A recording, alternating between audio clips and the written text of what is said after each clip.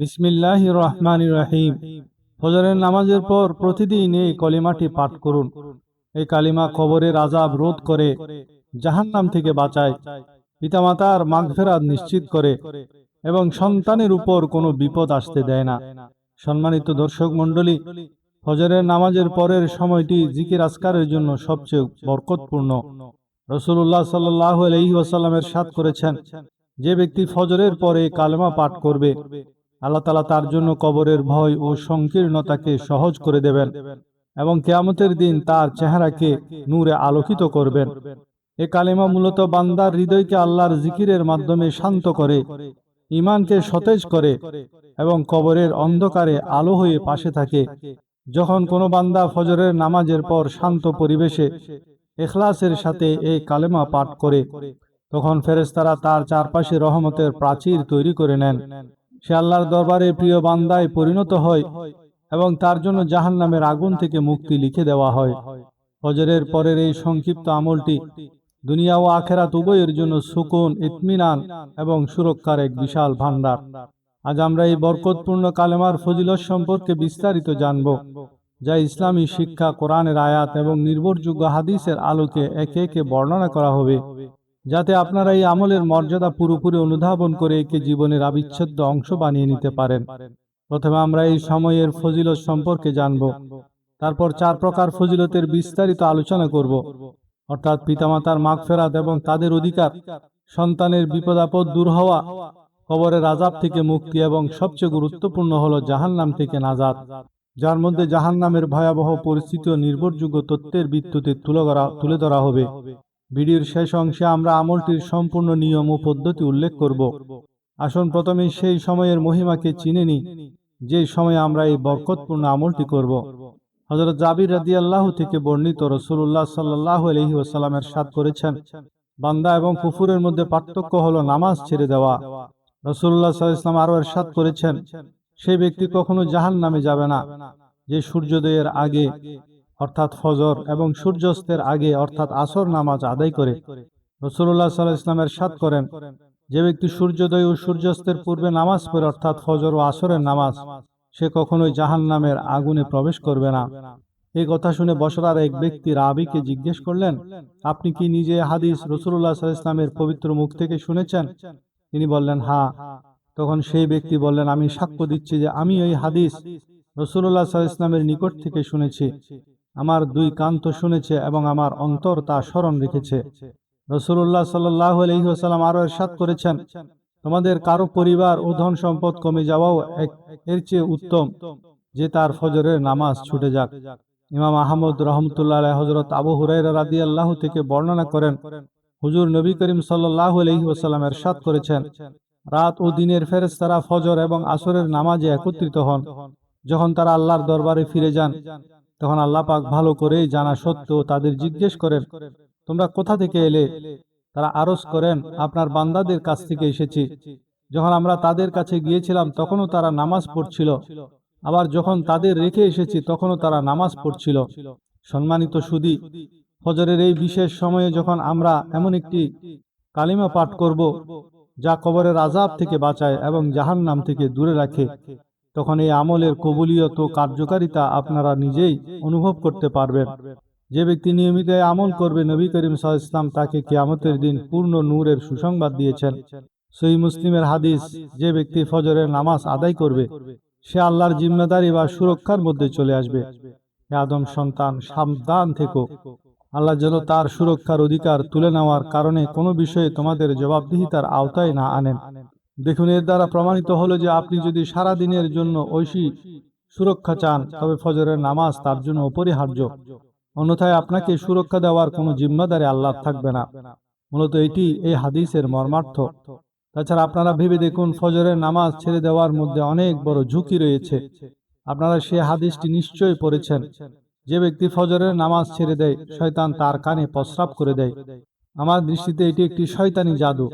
শয়তানি সমস্ত বিষয় জাদুর সাথে সম্পর্কিত থাকে। মানুষ প্রায়ই বলে, আমাদের উপর জাদু করা হয়েছে, অথচ জাদু তো তখনই হয়ে যায় যখন ফজরের নামাজ ছুটে দেয়। জাদু এই অর্থে যে মানুষ তখন একটি বিভ্রান্তি ও ধোঁকার মধ্যে জীবন অতিবাহিত করে। কারণ শয়তানি আক্রমণ তো দিনের শুরুতেই অর্থাৎ সকালেই হয়ে গেছে। এরপর শয়তান মানুষের ঘাড়ের পেছনে 3টি গিঁট দেয়। মানুষ যখন ঘুম থেকে উঠে এবং আল্লাহর নাম নিয়ে দোয়া পড়ে তখন প্রথম গিঁটটি খুলে যায়, যখন সে ওযু করে তখন দ্বিতীয় গিঁটটি খুলে যায়, আর যখন সে নামাজ আদায় করে নেয় তখন তৃতীয় গিঁটটিও খুলে যায়। এই গিঁটগুলো কি? শয়তানের এই গিঁটও এক প্রকার জাদু। যাই হোক, ভাবনার বিষয় হলো, মানুষ বলে আমার জীবন ঠিকঠাক চলছে না, জীবনে কোনো বরকত নেই, কিংবা জীবনে অনেক সমস্যা। তখন তার ভাবা উচিত যে সে ফজরের নামাজই পড়ছে না, তাহলে তো জীবনে শয়তানি প্রভাব থাকবেই। আমাদের নবী করিম সাল্লাল্লাহু আলাইহি ওয়াসাল্লাম বিষয়টি খুব স্পষ্টভাবে জানিয়ে দিয়েছেন। সুতরাং ফজরের নামাজ হলো একটি বিশাল সুরক্ষা প্রাচীর। যে ব্যক্তি ফজরের নামাজ আদায় করে সে নবী করিম সাল্লাল্লাহু আলাইহি ওয়াসাল্লামের দোয়ার অংশীদার হয়। নবী করিম সাল্লাল্লাহু আলাইহি ওয়াসাল্লাম দোয়া করেছেন, হে আমার রব, আমার উম্মতের সকালের সময়ের কাজের মধ্যে বরকত দান করুন। যেহেতু সকালের রুটিন নামাজ দিয়ে শুরু হয়, তাই ফজরের নামাজ আদায়কারী ব্যক্তি আল্লাহর নবীর এই বিশেষ দোয়ার অন্তর্ভুক্ত হয়ে যায়। এবার আমরা এই আমলের একটি অত্যন্ত গুরুত্বপূর্ণ ফজিলত নিয়ে কথা বলবো, যা হলো পিতামাতার মাগফিরাত। পিতামাতা এমন এক সত্তা যাদের সাথে উত্তম আচরণের নির্দেশ আল্লাহ তাআলা কোরআনে নিজের ইবাদতের ঠিক পরপরই দিয়েছেন। যেমন আল্লাহ তাআলা ইরশাদ করেন, তোমার রব আদেশ দিয়েছেন যে তোমরা তিনি ছাড়া অন্য কারো ইবাদত করবে না এবং পিতামাতার সাথে সদয় আচরণ করবে। তবে পিতামাতার ইন্তেকালের পরও তাদের প্রতি ভালোবাসা ও ভক্তির সিলসিলা শেষ হয়ে যায় না। তাদের মৃত্যুর পর আমলনামা বন্ধ হয়ে গেলেও নবী করিম সাল্লাল্লাহু আলাইহি ওয়াসাল্লাম ইরশাদ করেছেন, মানুষ মারা গেলে 3টি জিনিস ছাড়া তার আমলের সমস্ত দরজা বন্ধ হয়ে যায়। সদকায়ে জারিয়া, এমন আমল যা দ্বারা মানুষ উপকৃত হয়, এবং এমন নেক সন্তান যে তার জন্য দোয়া করে।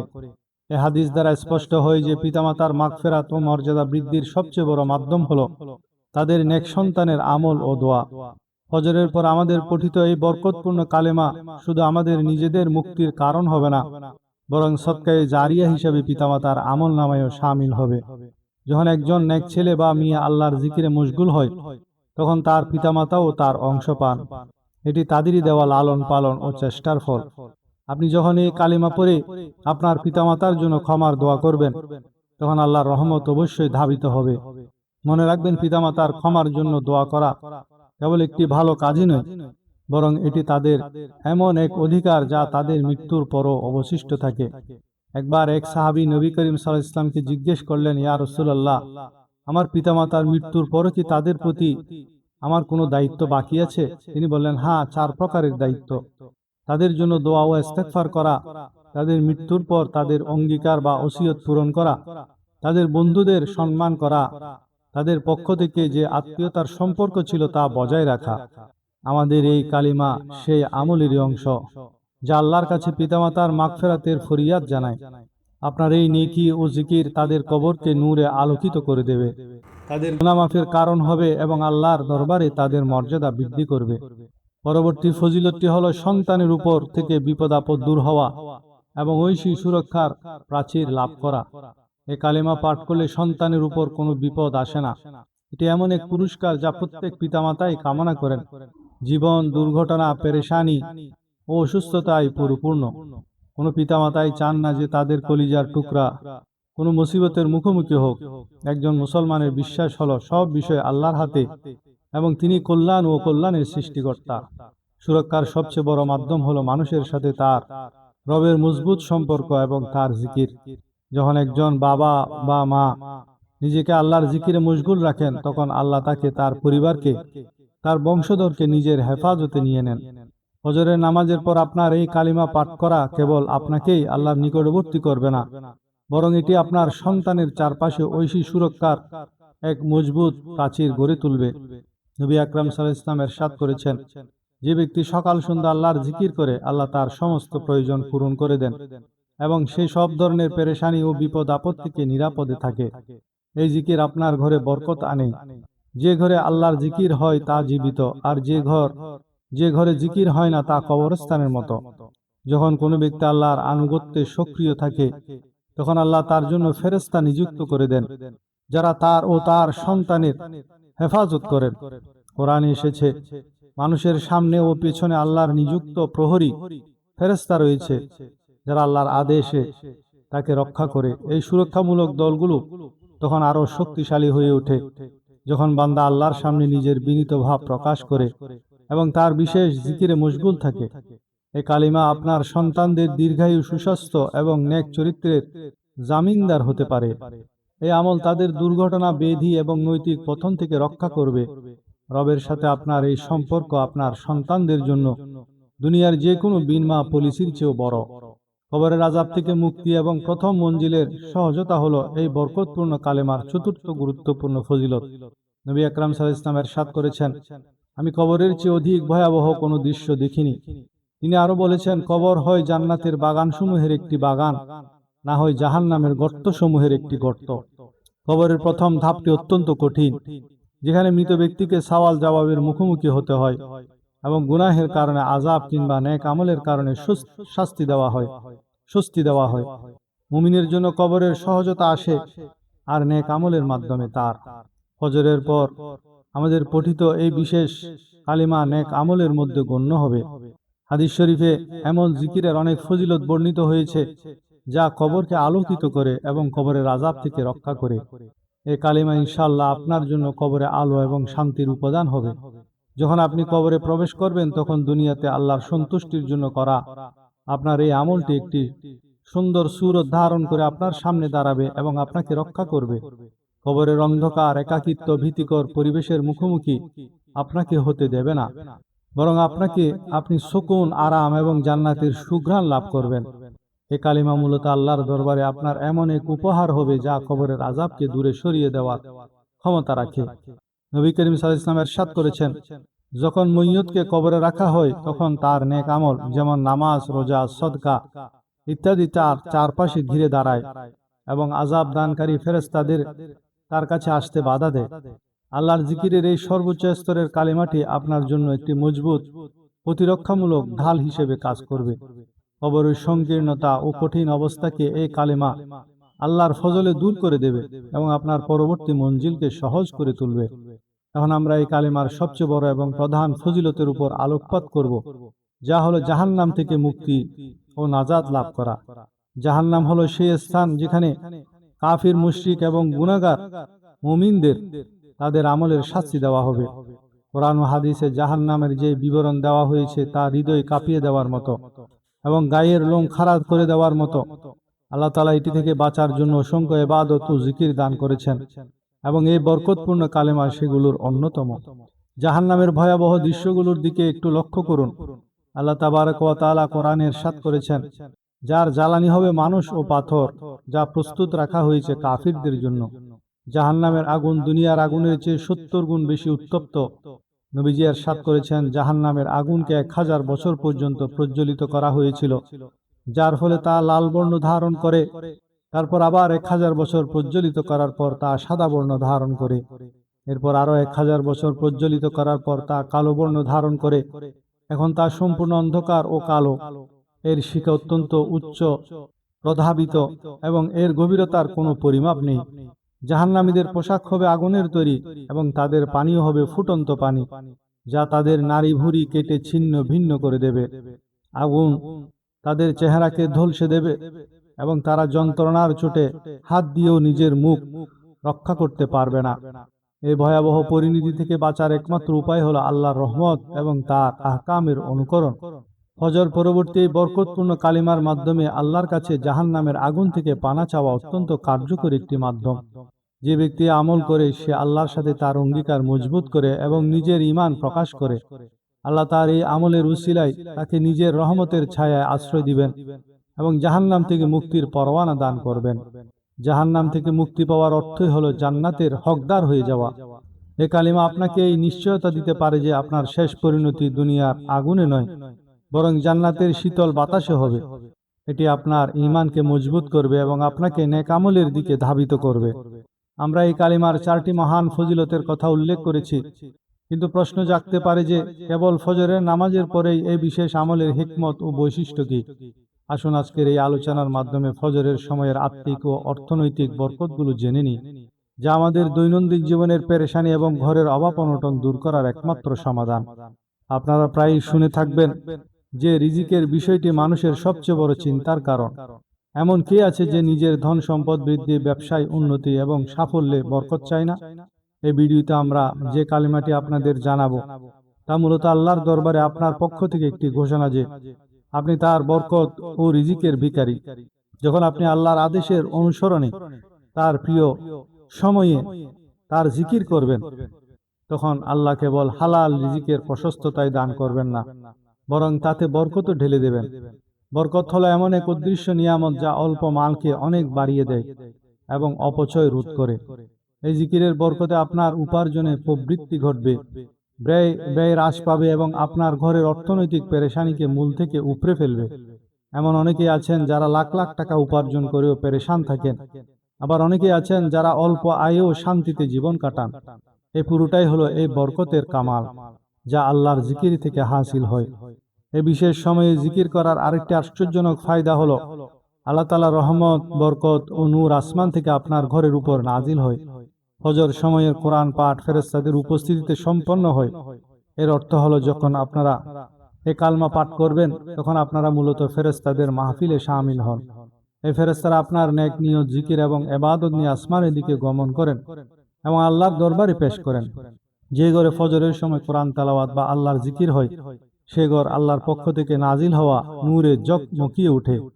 নবীজি ইরশাদ করেছেন, তোমরা তোমাদের ঘরগুলোকে কবরস্থান বানিও না, অর্থাৎ সেগুলোতে নামাজ ও জিকির আদায় করো। যে ঘরে আল্লাহর জিকির হয় তা বরকতের কেন্দ্রবিন্দুতে পরিণত হয়।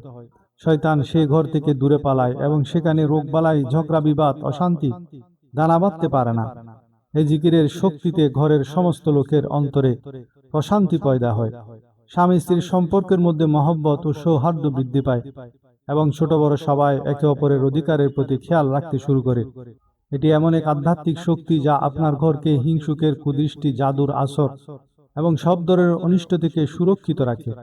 সুতরাং ফজরের পরের এই আমলটি কেবল একটি ওজিফা নয়, বরং এটি আপনার পুরো পরিবারের জন্য একটি সুরক্ষামূলক ও বরকতময় ব্যবস্থা। এটি মানুষের পেরেশানি ও ঋণগ্রস্ততা দূর করে। মানুষ কোনো না কোনো সমস্যায় জর্জরিত, কারো সন্তানের চিন্তা, কারো স্বাস্থ্যের চিন্তা, কারো ঋণের চিন্তা, আবার কেউ ভবিষ্যতের অজানা ভয়ে ভীত। মনে রাখবেন, মানুষের উপর যে পেরেশানি আসুক না কেন তা আল্লাহর পক্ষ থেকে পরীক্ষা অথবা আমাদের নিজেদের গুনাহের ফসল। এই বরকতপূর্ণ কালমার একটি বড় ফায়দা হলো এটি গুনাহ মাফের মাধ্যম। আর গুনাহ যখন মাফ হয়ে যায় তখন পেরেশানি নিজে থেকেই দূর হতে শুরু করে। হযরত ওসমান বিন আফফান রাদিয়াল্লাহু থেকে বর্ণিত, নবীজি ইরশাদ করেছেন, যে ব্যক্তি সকালে এই দোয়াটি পাঠ করবে সন্ধ্যা পর্যন্ত কোনো জিনিস তার ক্ষতি করতে পারবে না, আর যে সন্ধ্যায় এটি পাঠ করবে সকাল পর্যন্ত কোনো জিনিস তার ক্ষতি করতে পারবে না। এই হাদিস দ্বারা স্পষ্ট যে এই আমল আপনাকে পুরো একদিনের জন্য আল্লাহর হেফাজতে নিয়ে নেয়। এই কালমা যেন আপনার সমস্ত পেরেশানি, আর্থিক অনটন, আকস্মিক বিপদ আপদ থেকে বাঁচার এক আসমানি হাতিয়ার। ঋণের চিন্তা, আর্থিক তঙ্গি বর্তমান যুগের সবচেয়ে বড় সমস্যা। নবী আকরাম সাল্লাল্লাহু আলাইহি ওয়াসাল্লাম আমাদের সব ধরনের দুঃখ ও ঋণ থেকে মুক্তির জন্য সকাল সন্ধ্যা আল্লাহর কাছে আশ্রয় চাওয়ার শিক্ষা দিয়েছেন। যখন আপনি এই বিশেষ কালেমার জিকির করবেন তখন আপনি নিজেকে আল্লাহর দরবারে সঁপে দেবেন। আল্লাহ তাআলা তখন আপনার জন্য এমন স্থান থেকে রিজিক ও সাহায্যের দরজা খুলে দেবেন যা আপনি কল্পনাও করতে পারবেন না। যারা আল্লাহর উপর তাওয়াক্কুল করে, আল্লাহ তাদের জন্য যথেষ্ট হয়ে যান। এবার আমরা আরো গভীরভাবে আলোচনা করব যে আপনার এই আমলের মাধ্যমে সন্তানের অনুগত হওয়ার ক্ষেত্রে কিরূপ প্রভাব পড়ে। সন্তানের অবাধ্য হওয়া এবং পিতামাতার সম্মান না করাও আজকালকার একটি বড় সমস্যা। এটি বাস্তব যে সন্তানের ন্যাক ও অনুগত হওয়া অনেকাংশই পিতামাতার নিজস্ব আমলের উপর নির্ভর করে। যখন পিতামাতা নিজেরা ভোরে জাগ্রত হন, ফজরের নামাজ আদায় করেন এবং আল্লাহর জিকির করেন, তখন তারা ঘরে এমন এক আধ্যাত্মিক পরিবেশ তৈরি করেন যার ইতিবাচক প্রভাব সন্তানের উপর পড়তে বাধ্য। আপনার এই আমল সন্তানের জন্য একটি ব্যবহারিক শিক্ষা হিসেবে কাজ করে। তারা দেখে যে তাদের পিতামাতা আল্লাহর সাথে কত মজবুত সম্পর্ক রাখছেন। এছাড়া আপনি যখন আল্লাহর জিকিরে মশগুল হয়ে নিজের জবান ও অন্তর থেকে দোয়া করবেন তখন তা আল্লাহর আরশ পর্যন্ত পৌঁছাবে। হে আল্লাহ, আমার সন্তানকে অনুগত বানিয়ে দাও। আপনার এই দোয়াটি আল্লাহর দরবারে দ্রুত কবুলিয়ত লাভ করবে। এই কালিমার বরকতে আল্লাহ তাআলা আপনার সন্তানের অন্তরকে নরম করে দেবেন, তাদের শরীয়তের দিকে ধাবিত করবেন এবং তাদের আপনার বাধ্য বানাবেন। এটি আপনার সন্তানের গুনাহের পথ, খারাপ সংস্রব এবং অশ্লীলতা থেকে রক্ষা করবে। একজন পিতা বা মাতার আল্লাহর দরবারে দাঁড়িয়ে সন্তানদের জন্য দোয়া করা তাদের ভবিষ্যতের সবচেয়ে বড় জামানত। আপনার এই আমল সন্তানের জীবনে নেক তৌফিকের দরজা খুলে দেয়। পরিশেষে এই সময়ে জিকির করার অর্থ হলো আপনি গাফিলতি ও অবহেলার জীবন থেকে বের হয়ে একটি নিয়মতান্ত্রিক ও উদ্দেশ্যপূর্ণ জীবনের দিকে কদম বাড়াচ্ছেন। এটি এমন এক পুঁজি যার মুনাফা দুনিয়া আখেরাত উভয় জগতে পাওয়া যায়। সম্মানিত দর্শক মণ্ডলী, সময়ের গুরুত্ব বিবেচনা করে এবার আমরা সেই বরকতপূর্ণ আমলটি সম্পর্কে জানব, যা আপনারা ফজরের নামাজের পরে করবেন। সে কলমাটি হলো সুবহানাল্লাহি ওয়ালহামদুলিল্লাহি ওয়ালা ইলাহা ইল্লাল্লাহু আল্লাহু আকবার ওয়ালা হাওলা ওয়ালা কুওয়াতা ইল্লা বিল্লাহিল আলিয়্যিল আযীম। সুবহানাল্লাহি ওয়ালহামদুলিল্লাহি ওয়ালা ইলাহা ইল্লাল্লাহু আল্লাহু আকবার ওয়ালা হাওলা ওয়ালা কুওয়াতা ইল্লা বিল্লাহিল আলিয়্যিল আযীম। ফজরের নামাজ আদায় করার পর নিজের বসার স্থানে সম্পূর্ণ খুজু ও মনোযোগের সাথে বসে এই ধারাবাহিকতায় আমলটি শুরু করুন। প্রথমে আমাদের প্রিয় নবী হযরত মুহাম্মদ সাল্লাল্লাহু আলাইহি ওয়াসাল্লামের প্রতি 7 বার দরুদ পড়বেন। দরুদ শরীফ পাঠ করা যে কোনো আমল কবুল হওয়ার মাধ্যম। নবীজি ইরশাদ করেছেন, যে ব্যক্তি আমার উপর একবার দরুদ পাঠ করে আল্লাহ তার উপর 10টি রহমত নাজিল করেন, 10টি গুনাহ মাফ করেন, 10টি মর্যাদা বৃদ্ধি করেন। এটি আপনার আমলকে আল্লাহর দরবারে পৌঁছে দেওয়ার প্রথম কদম। দরুদ পড়ার ঠিক পরপরই আল্লাহর এই দুইটি গুণবাচক নাম 7 বার পড়বেন। ইয়া গফফারু ইয়া সত্তারু ইয়া গফফারু ইয়া সত্তারু ইয়া গফফারু ইয়া সত্তারু। আর আল্লাহ তাআলার নাম গফফারের অর্থ অত্যধিক ক্ষমাশীল, যিনি বান্দার সমস্ত গুনাহ ক্ষমা করে দেন। আর সত্তার অর্থ হলো দোষ ত্রুটি গোপনকারী। এই নামগুলো পাঠ করলে আল্লাহ তাআলা দুনিয়া আখিরাতে বান্দার দোষ ত্রুটি গোপন রাখেন এবং তাকে অপমান থেকে রক্ষা করেন এবং গুনাহ মাফের পাশাপাশি রিজিক ও বরকতের দরজা খুলে দেন। তৃতীয় ধাপে আপনাকে এই মূল কালমাটি পড়তে হবে, যার মহান ফজিলত নিয়ে আমরা এতক্ষণ আলোচনা করেছি। সুবহানাল্লাহি ওয়ালহামদুলিল্লাহি ওয়ালা ইলাহা ইল্লাল্লাহু আল্লাহু আকবার ওয়ালা হাওলা ওয়ালা কুওয়াতা ইল্লা বিল্লাহিল আলিয়্যিল আযীম। এই তাসবিহটি কমপক্ষে 100 বার পাঠ করবেন। অধিক সওয়াবের জন্য 300 বার এবং তারও বেশি পড়া যেতে পারে। এই কালমাটি জান্নাতের গুপ্তধন সমূহের একটি। এতে তৌহিদ, হামদ, আল্লাহর সাহায্য প্রার্থনা শামিল রয়েছে। এই কালমাগুলি আপনাকে জাহান্নাম থেকে মুক্তি দিতে, গুনাহ মাফ করতে এবং আপনার সন্তানকে মুসিবত থেকে বাঁচাতে মজবুত ঢাল হিসেবে কাজ করবে। এরপর 100 বার ইস্তেগফার পড়বেন। আস্তাগফিরুল্লাহ আস্তাগফিরুল্লাহ, আমি আল্লাহর কাছে ক্ষমা চাচ্ছি। ইস্তেগফার গুনাহ খাতা মিটিয়ে দেয়, আল্লাহর সন্তুষ্টি এনে দেয়, রিজিকে বরকত দান করে, গায়েব থেকে সাহায্য মেলায় এবং ঘর থেকে পেরেশানি দূর করে। যেমনটি কোরআনে হযরত নূহ আলাইহিস সালামের মাধ্যমে বর্ণিত হয়েছে, তোমাদের রবের কাছে ক্ষমা প্রার্থনা করো, ইস্তেগফার করো, নিশ্চয়ই তিনি পরম ক্ষমাশীল, তিনি তোমাদের ধন সম্পদ ও সন্তান সন্ততি দ্বারা সমৃদ্ধ করবেন। সবশেষে যেভাবে আপনি দরুদ শরীফ দিয়ে আমলটি শুরু করেছিলেন, ঠিক একইভাবে আবার 7 বার দরুদ শরীফ পড়ে এই আধ্যাত্মিক আমলটি সম্পন্ন করবেন। আমল শেষ করার পর অত্যন্ত বিনয়ের সাথে আল্লাহর দরবারে হাত তুলবেন। নিজের জন্য, পিতামাতার জন্য, সন্তানদের জন্য দোয়া করবেন। আসুন আমরা একসাথে দোয়া করি।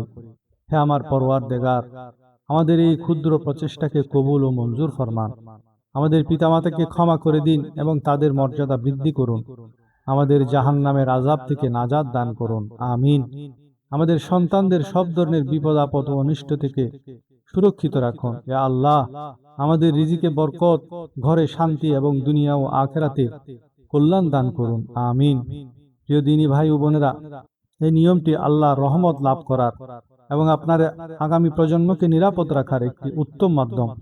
এই আমলটিকে আপনার দৈনন্দিন জীবনের অংশ বানিয়ে নিন এবং অন্যদের এটি করার পরামর্শ দিন। আল্লাহর কাছে দোয়া করি, আল্লাহ তাআলা আমার বলা এবং আপনাদের শোনাকে তার পবিত্র দরবারে মঞ্জুর করুন। যা চেয়েছি তা আমাদের নসিবে দান করুন, আর যা চাইতে পারেনি তা না চাইতে দান করুন, আমিন। আশা করি আজকের বিষয়টি আপনাদের ভালো লেগেছে। ভালো লেগে থাকলে চ্যানেলটি অবশ্যই সাবস্ক্রাইব করবেন এবং কমেন্ট সেকশনে আল্লাহর 99টি নামের মধ্য থেকে যে কোনো একটি নাম লিখে শেয়ার করবেন।